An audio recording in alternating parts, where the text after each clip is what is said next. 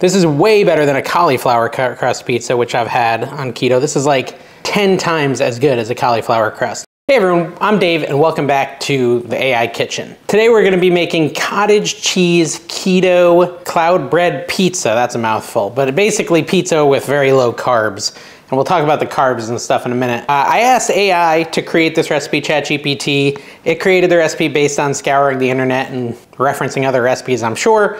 And we're gonna try making it and see if it ends up being a revelation to our palates. I'm not a professional cook. I just find recipes and try to cook them and see how it goes. And sometimes it goes poorly. Hopefully this one goes well. I did get a little scared when I saw cloud bread in the title because I recently made a video where I tried to make cloud bread and it was hard, but I do think I've got it figured out now as far as like how long to leave it mixing to get the firm peaks and all that stuff. But this one seems like it's actually going to be pretty easy. Let me get a cup of cottage cheese. Reason being, it doesn't make us do any sort of fancy egg yolk separation or anything like that. But it does make us take a cottage cheese cup, a cup of cottage cheese, and it wants us to kind of mix it with like a food processor or my little Ninja Chop thingy to kind of make it smooth.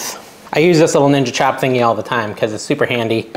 Put it in there, mix it all up, and you end up with the consistency more like sour cream than cottage cheese. Now I did find out I can put links to products in the videos, so I'm gonna put a link somewhere in here for this little Ninja Chop thingy. It's 20 bucks and it's awesome. I use it all the time for tons of different stuff. Okay, so that's like a nice smooth texture. This recipe does look incredibly easy, by the way. We're now gonna take the cottage cheese and put it into our mixing bowl. And this is like my KitchenAid mixing bowl. Put that all in there. Nice smooth cottage cheese. Doesn't have the curds anymore because the curds have been annihilated. Hey, fun fact that I've learned with all these cottage cheese videos I've been making. Cottage cheese has a little thing in it known as magnesium. Some of you already know where I'm going with this. We're now gonna add 4 eggs to this mix. Now what I've learned about magnesium is it can have a little bit of an intestinal repercussion if you eat a lot of it or consume a lot of it. I'm gonna do these 4 eggs, 4 eggs is the next step, into a bowl and then transfer them over there just so if I get any shells, I can take them out. Someone asked me why I put it in a bowl first. It's literally just in case I get shells in there. Then I don't get shells in the whole recipe, I just have to take them out of the one thing, like that. But yeah, magnesium, guys. You may wanna stay close to a toilet if you have too much of it. I'm always bringing the fun facts, you know? All right, so we have 4 eggs added in there. So now we've got cottage cheese, 4 eggs. We are now gonna add to the mix a 1/4 cup of grated Parmesan cheese, which I bought the pre-grated stuff. I guess you could do it yourself, but add that in there. This is all the crust. We're making the crust right now. A 1/4 cup of almond flour goes in next, easy peasy. Then you want to take a 1/4 teaspoon of baking powder. Now you guys recently taught me that the lip on the baking powder can is supposed to be for flattening the baking powder, for leveling it. How interesting is that? You guys taught me something, thank you. Then we want to take a 1/4 teaspoon of garlic powder. It doesn't have the fancy shelf. And then a 1/4 teaspoon of onion powder. Onion powder, where are you? There. And add that in. So a whole bunch of ingredients, basically an ingredient dump here. And then a 1/2 teaspoon of Italian seasoning, which would be a 1/4 teaspoon two times. Then we're gonna put this on our little KitchenAid thingy and we're gonna spin it up. So I got my KitchenAid mixer thingy, not sponsored. And we're gonna mix that all up into a big combined dough type thing. All right, that's mixed up and I'm over here struggling with parchment paper as always. If my channel ever gets big enough to have t-shirts, the first t-shirt's gonna be me looking confusedly at parchment paper. What am I supposed to do? I don't know. Heaven forbid I look it up. I'd rather just fail at it every time. All right, so this is all mixed up, mixed in, mixed up, mixed in.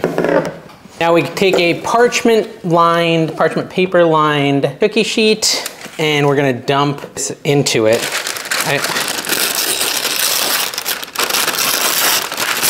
Scissors worked good, but I don't know. I don't know where they are. I could try to find them. I found some scissors. I'll tell you the truth, when it comes to searching for stuff, I basically have given up hope as a human that I'll ever find anything, so I don't even look for things anymore. I'm just like, hey, I'm not gonna find it, why look for it? But you know what, this time, I found something. Pretty proud of myself. All right, so we're kind of lined with parchment paper. Now we're just gonna dump this in here.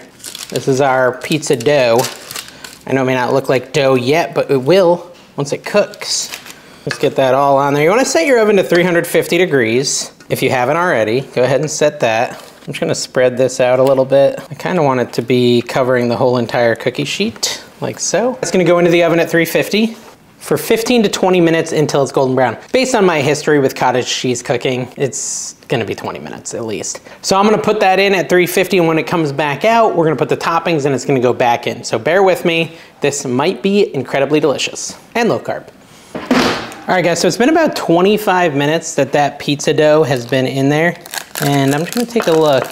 Yeah, it looks and feels kinda ready for the next step, I think, I hope. How do I know for sure? Maybe I just like take a little peek. I wanna make sure it doesn't look all wet in the middle. So I'm just gonna take a little peek inside it here. Oh yeah, that's cooked through. Okay, so since we're at the next step, it's really simple. We now make our pizza.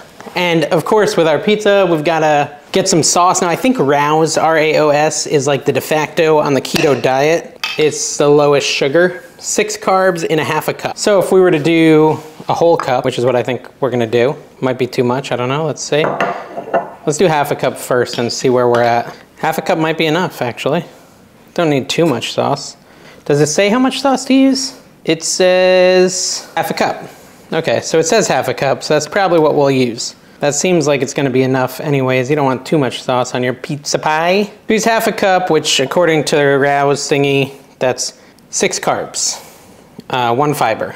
So, not terrible. But that's for the whole entire thing, and you're not gonna eat the whole thing. You're making this to share, most likely. All right, now we're gonna add 1 cup of mozzarella cheese to the mix, and maybe make a little mess in the process, and just kind of spread that out all over the top, because we need your cheesy delight of a topping. Now you could add more if you want. This says it's 1 carb. There's very few carbs in the cheese, so I might add a little more. There is 1 carb and a quarter cup, so I guess that's 4 carbs in a cup. I guess that's, if you did stick really strictly to the ingredients, then you could kind of use that, add it all up, and then divide it by how much of the pizza you eat. Now I like pepperoni on my pizza, so I'm gonna add a little pepperoni.